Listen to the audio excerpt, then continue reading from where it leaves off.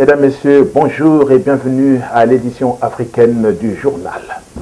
Ouverture partielle ou totale des archives civiles et militaires relatives au rôle de la France au Rwanda, une déclassification qui fera sans doute la lumière sur ce génocide qui cache encore de nombreuses zones d'ombre. Après la co-organisation réussie de 2012 avec la Guinée équatoriale, la Confédération africaine de football renouvelle sa confiance aux dirigeants gabonais. C'est donc le Gabon qui organisera la Coupe d'Afrique des Nations de football édition 2017. La fosse commune de Maluku contiendrait-elle des cadavres d'indigents ou des indésirables du régime de Joseph Kabila? L'affaire enfle et embarrasse jusqu'en haut lieu en République démocratique du Congo. Le débat sur le changement ou non de la constitution enfle au Rwanda, au Burundi, en République démocratique du Congo ou au Congo-Brazzaville. Pro et anti-changement argumentent au point même de se dédire. Nos analystes se sont penchés sur la question. Enfin, 2010-2015, il y a 5 ans, disparaissait Ngila Monga Kombo, constant dans ses idées et son engagement politique. Il resta lui-même par-delà la mort à travers ses dernières volontés. C'est le grand format de ce journal. Voilà pour les titres. Ouvrons donc ce journal par le sport. La CAF, Confédération africaine de football, a décidé, c'est le Gabon qui organisera la 21e Coupe d'Afrique des Nations de football. La candidature gabonaise a pris du volume ces dernières semaines en profitant d'une certaine disgrâce de sa rivale algérienne, Eric Talani et Jean-Jacques Jarel-Sika. Fort du soutien logistique apporté par les autorités lors du tournoi 2015 en Guinée équatoriale, le Gabon s'est aussi appuyé sur plusieurs atouts majeurs. Une CAN réussie en 2012, les soutiens du public et des stades prêts ou en cours de rénovation. Un responsable de la Fédération gabonaise de football a indiqué que la CAN 2017 se disputerait dans les 4 plus grandes villes du pays, à savoir Libreville, Franceville, Port-Gentil et OM.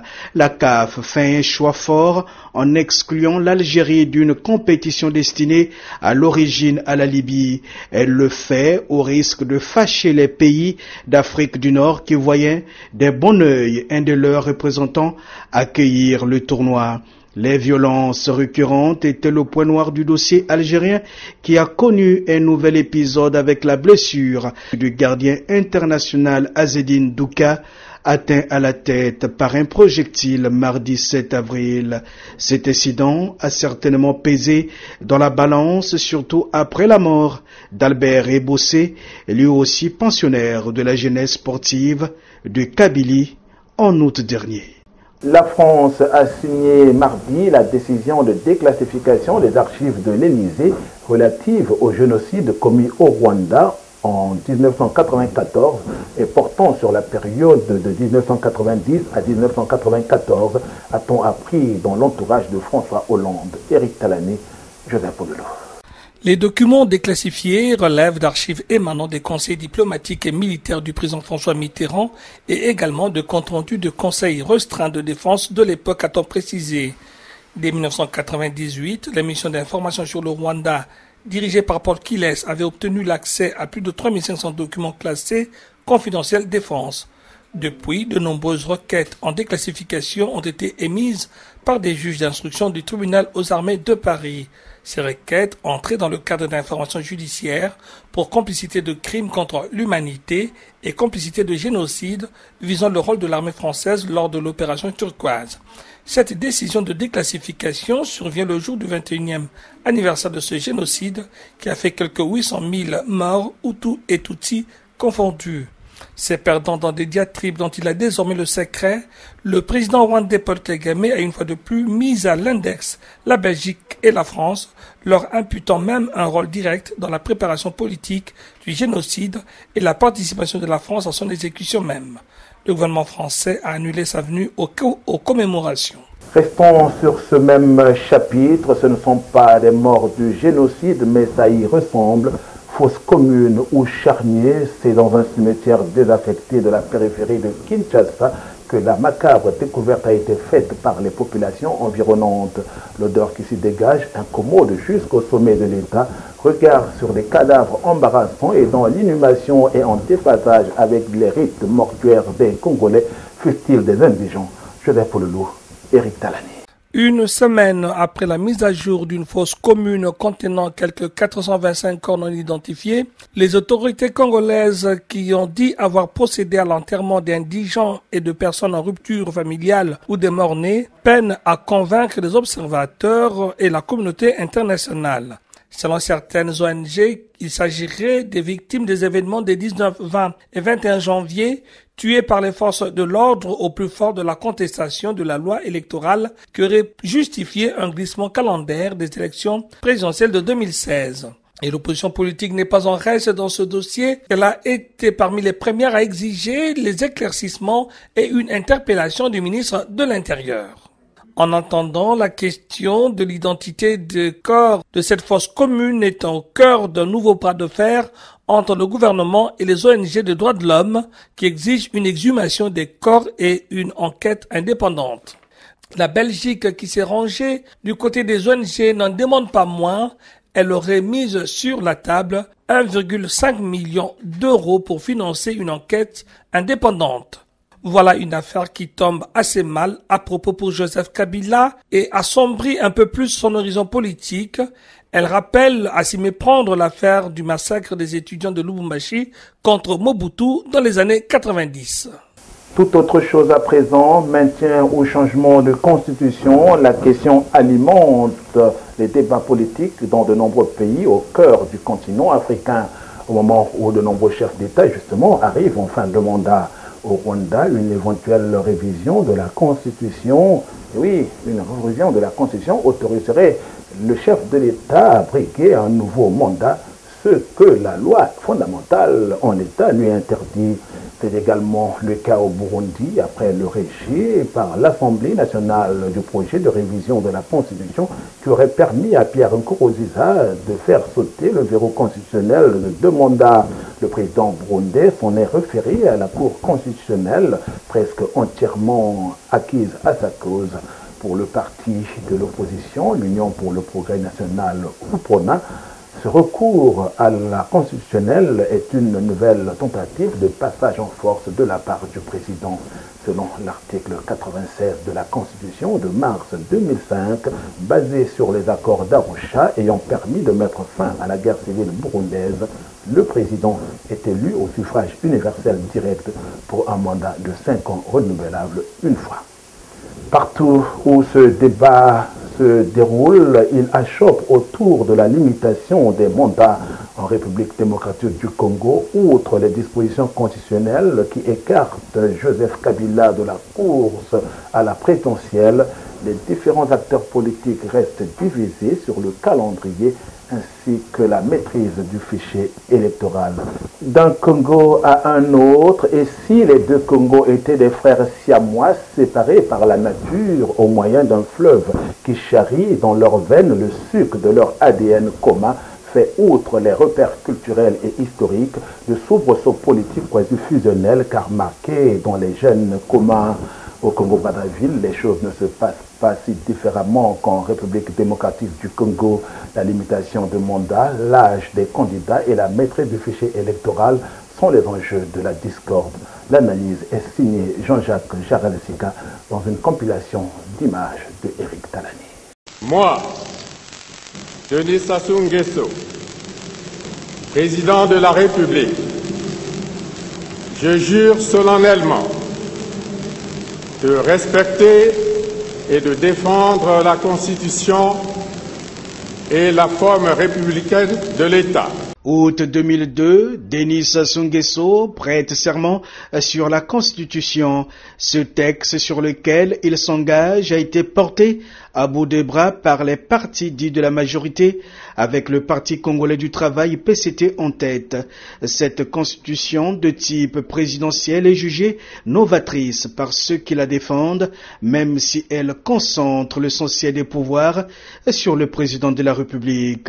Élu pour un mandat de 7 ans, renouvelable une seule fois, le président de la République est chef du gouvernement et ses ministres ne peuvent être censurés par l'Assemblée nationale. Un président quasi autocratique est un recul pour la démocratie, argue l'opposition congolaise qui a brocardé cette constitution, militant même pour le non lors du référendum pour l'adoption de la dite constitution. L'opposition congolaise défend la constitution dite consensuelle issue de la conférence nationale souveraine. Une grande messe dont les acquis, pense-t-on, s'efface de plus en plus. L'opposition décrit surtout une injustice coupable, celle de la limite d'âge pour les impétrants à la fonction présidentielle. Les plus de 70 ans en s'en excluent tout simplement. Bernard Kolela, Pascal Issouba, André Milongo, Jean-Pierre Tchister Tchikaya ou encore Jacques Joachim Yombi Opango sont purement et simplement sifflés hors jeu. L'horloge a finalement bien tourné. 14 ans après, les rôles sont inversés. L'opposition congolaise exige le respect de la Constitution. Un statu quo, pas de révision ni de changement de la Constitution, ce qui déplaît au Parti congolais du travail, qui désormais milite pour le changement de la Constitution, des manœuvres, des tripatouillages, pense l'opposition, qui y voit un dessein inavoué de remettre en salle Denis Sassou Nguesso pour des mandats indéterminés. De quoi dire, Excellence, votre carrosse est avancé, en avant pour d'autres victoires. Restons au Congo-Brazzaville, il y a 5 ans, le 14 avril 2010, disparaissait Ngila Munga Kombo, compagnon politique de Pascal Lissouba. La vie de cet homme fut marquée par le sens de son combat politique, la constance des idées et surtout son idéal pour le Congo. Mort en exil en France, Ngila Munga Kombo fut enterré en exil tel qu'il l'exprima dans ses dernières volontés. Nous vous proposons une évocation, un document que nous avions réalisé pour la circonstance. C'est ici que nous refermons cette édition, tout en vous remerciant de votre bien aimable attention et surtout de nous rester fidèles. Voici donc notre grand format, l'hommage souvenir à Ngila Munga Kombo. Je vous dis au revoir et à très bientôt. Mercredi 14 avril 2010, la nouvelle tombe. Elle est aussi cruelle que d'aucuns osent en douter. Ngila Munga Kombo n'est plus. Il s'est éteint à Paris alors qu'il n'était malade que depuis peu, alors qu'une semaine plus tôt, le 7 avril, il venait de marquer son 70e anniversaire. Telle une traînée de poudre, la nouvelle se répand. À l'émoi succède la douleur et la tristesse, voire l'amertume face à l'acharnement du destin. Pourquoi Ngila, s'interroge-t-on de partout? De partout justement, un élan de solidarité se tisse, élan fédéré par les idées politiques du disparu. Le 17 avril, puis le 24 avril sont organisés à Montreuil de veillées funèbres. Les Congolais, à l'unisson, sont venus rendre un hommage à Ngila Munga Kombo dans la pure tradition des us et coutumes de chez nous. Montreuil, en ce 24 avril 2010, la dernière veillée traîne du monde de partout. Ils sont venus de toute l'Europe, mais aussi d'Afrique. Ils sont tous là. Le premier cercle politique, autrement dit les compagnons politiques de Ngila Munga Kombo. Des figures politiques connues ou anonymes. Des anciens, des jeunes, des amis, des connaissances. Pourquoi pas des compatriotes congolais présents en région parisienne, venus partager ce moment de douleur, de deuil et de tristesse, ou simplement rendre hommage à un ancien ministre de la République du Congo. Par-delà la douleur, beaucoup ont tenu à rendre un témoignage.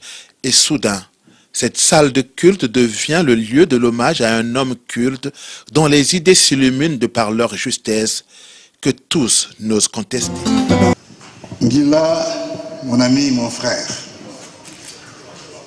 Alors, comme ça, voici venu le moment de nous séparer.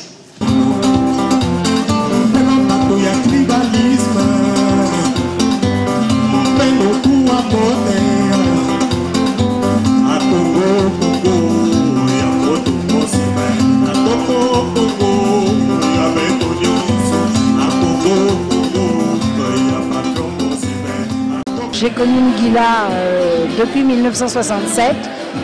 Il a été l'un des premiers à qui mon mari m'a présenté, enfin mon fiancé à l'époque.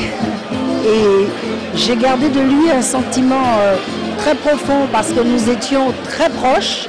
On habitait le même quartier, on a été très proches, il s'est marié, j'ai eu à m'occuper de son enfant et de sa femme lorsqu'il était en prison. Il y avait une très grande amitié, mes parents l'ont accepté comme un fils de la maison. J'ai envie de dire un grand homme, parce que je considère que la disparition d'Ngila est une grosse perte pour notre famille politique lupadaise et aussi pour le Congo. Parce que Ngila fut un homme de conviction, un homme qui savait ce qu'il voulait, un homme qui avait, je crois, de bonnes idées pour le Congo.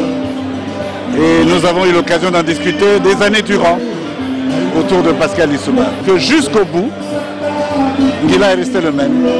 L'homme conscient, l'homme de volonté, un homme d'opinion et qui défend son opinion, même dans les moments les plus difficiles.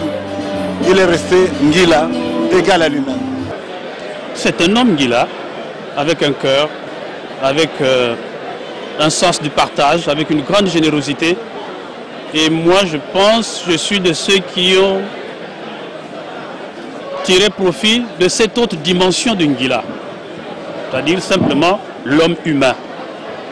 Contrairement à ce qu'on a toujours dit, monsieur brutal, monsieur repoussant, Ngila était un homme attirant, un homme extraordinairement gentil. En tout cas, ce qui me revient à l'instant, c'est sa détermination à en découdre avec le régime de Brazzaville, mais de la manière pacifique. Parce que plein de gens ont prétendu que c'était un guerrier et tout. En fait, c'est un homme épris de paix, mais qui n'admet pas que le Congo, toutes les potentialités qu'il a aujourd'hui, soient dans la situation d'aujourd'hui où plusieurs de ses fils sont obligés de rester à l'étranger. Lundi 26 avril 2010, funérarium des Batignolles dans le 17e arrondissement de Paris. En ce matin de printemps, les arbres fleuris semblent avoir tissé une couronne géante pour accompagner l'adieu à Ngila Mungunga Kombo. Parents, amis, militants, compagnons politiques de tous bords et autres connaissances ont tenu à être présents à cet ultime rendez-vous, le temps de la séparation.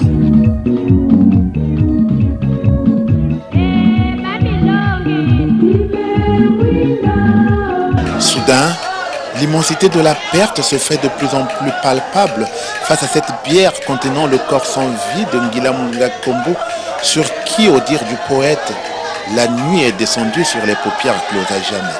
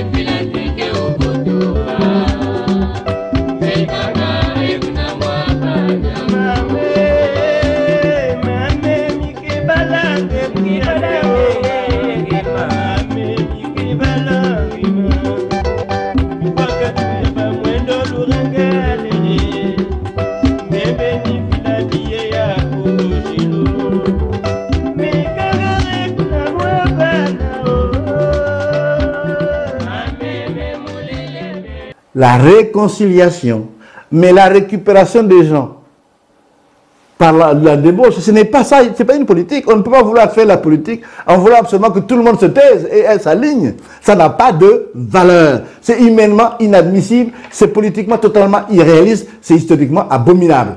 On doit être capable de dire, nous existons, les autres aussi ont le droit d'exister.